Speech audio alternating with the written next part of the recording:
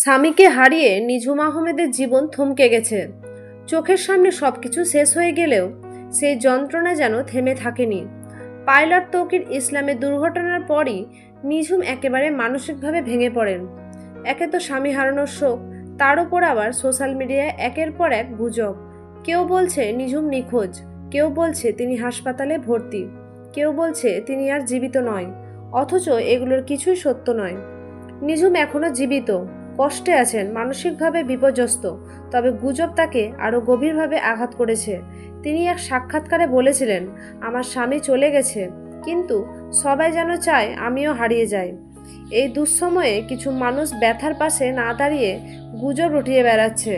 একটি Facebook post, একটি video শিরোনাম, এগুলোই কারো মানসিক ভাঙনের কারণ হয়ে উঠেছে।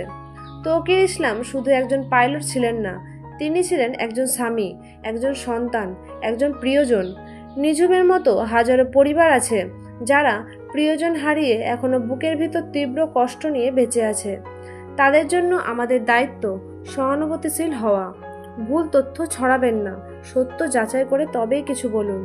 একটা ক্যাপশন যদি আপনাকে শেষ করে দিতে পারে, তবে আপনার সচেতনতা হয়তো কাউকে আবার বাঁচিয়ে তুলতে পারে। ধন্যবাদ।